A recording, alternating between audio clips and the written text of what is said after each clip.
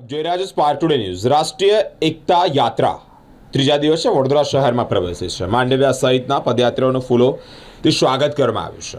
સોનારકોઈ આરાણી પાટી પ્લોટ આશાપુરી ગામમાં ઉત્સવ જેવો માહોલ જોવા મળ્યો છે. રાષ્ટ્રીય પદયાત્રામાં મનસુખ માંડવિયા વાઘોડિયા વિધાનસભાના ધારાસભ્ય ધર્મેન્દ્રસિંહ વાઘેલા બાપુ સાથે જ પાદરાના ધારાસભ્ય ચૈતન્યસિંહ ઝાલા પણ જોડાયા છે. ધર્મેન્દ્રસિંહ વાઘેલા તેમજ ચૈતન્યસિંહ ઝાલા તે તમામ જે અગ્રણીઓ છે તેઓ પણ નેતાઓ પણ સહભાગી થયા છે. આંકલાવથી શરૂ થયેલી આ પદયાત્રા વડોદરા જિલ્લામાં પ્રવેશતા જ ભવ્ય સ્વાગત કરવામાં આવ્યું છે.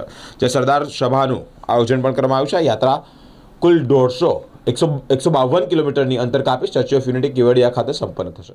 अध्यक्ष रशीदभाई जी, विधायक जी, सब मेरे युवा मोर्चा के साथीगण, आप सबका भी मैं तहे दिल से स्वागत करता हूं. दोस्तों, ये पदयात्रा सरदार साहब के पैतृक गांव करमसद से स्टार्ट हुई. ये यात्रा केवल पैदल चलने के लिए निकल पड़ी यात्रा नहीं है दोस्तों. ये यात्रा एक संदेश है. ये यात्रा सरदार साहब ने देश के लिए जो कंट्रीब्यूशन करा है उसका सम्मान है. ये यात्रा सरदार साहब से देश को प्रेरणा लेने का प्रसंग है. दोस्तों, 150 साल पहले सरदार साहब इस धरती पर पैदा हुए थे और ये सरदार साहब ने ये देश को इतिहास में जब चंद्रगुप्त मौर्य का समय था उस वक्त भारत का जितना भूभाग और भारत का भूगोल था, भारत का राजकीय नक्शा था, उससे बड़ा नक्शा बनाने का कार्य किसी ने करा हो तो सरदार वल्लभ भाई पटेल है. इस सरदार वल्लभ भाई पटेल से हमारे देश के युवाओं को प्रेरणा लेनी है. दोस्तों, कोई भी देश का भविष्य ये देश के युवा होते हैं. ये देश के युवाओं की सोच, ये देश के युवाओं का जज्बा, ये देश के युवाओं की दिशा, ये देश के युवाओं का दर्शन इस देश को गढ़ता है, ये देश को बनाता है. और इसलिए सरदार साहब ने भारत एक तो करा, लेकिन ये भारत को श्रेष्ठ बनाने की जिम्मेवारी दोस्तों हमारी. ये देश की आजादी की लड़ाई बहुत लंबी चली. 1857 भारत का इतिहास लिखा जाएगा और हमारी न्यू जनरेशन जब मोदी का सुवर्ण युग पड़ेगा ना, जब मोदी का सुवर्ण युग पड़ेगा, किताब में सिलेबस में मोदी का सुवर्ण युग पड़ेगा, तब जैसा आज राजेंद्र सिंह राणा ये झंडा दिखा के गौरव महसूस कर रहे हैं ना, वैसे आपकी सेकंड जनरेशन आपका खेस अपने साथी मित्रों को बता के गौरव महसूस करेगी कि हमारे फोर फादर भी जब विकसित भारत का इतिहास लिखा जा रहा था और उसके लिए सरदार 150 के लिए पदयात्रा निकली थी, इस पदयात्रा में जुड़े थे और विकसित भारत बनाने के सहयोग में लगे थे. दोस्तों, इतिहास के साक्षी बनने के लिए एक खेस एक बात संभाल के आपकी तिजोरी में रख देना दोस्तों. खेस ये पदयात्रा केवल पैदल यात्रा नहीं है दोस्तों. आप सरदार के विचारों को लेके निकले हुए लोग हैं.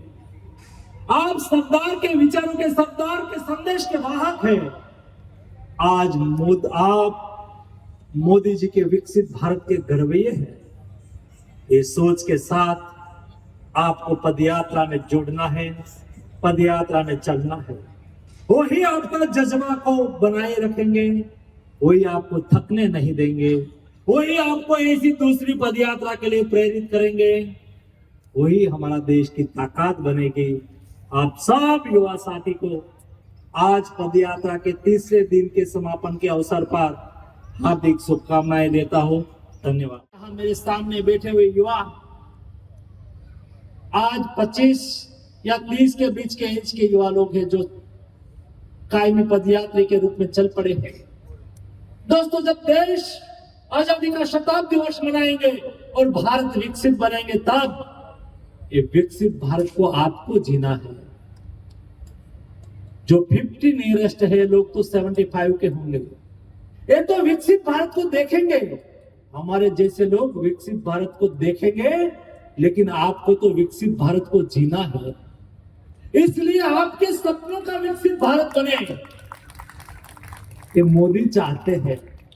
और इसलिए ही विकसित भारत यंग लीडर डायलॉग के रूप में मोदी जी हर साल 12 जनवरी को सारे दिन देश के युवाओं के साथ संवाद कर रहा है। दोस्तों, आप एक बार विकसित भारत के साथ जुड़ जाएंगे ना, जब देश आजादी का शताब्दी वर्ष मनाएंगे, तब हम विकसित भारत होके रहेंगे। नरेंद्र मोदी का सपना साकार होगा। और दोस्तों, आज आप पदयात्रा में जुड़े हैं ना, आप लोगों ने खेस पहना है। मेरा आग्रह है, ये पदयात्रा पूरी करके एक खेस आपके घर में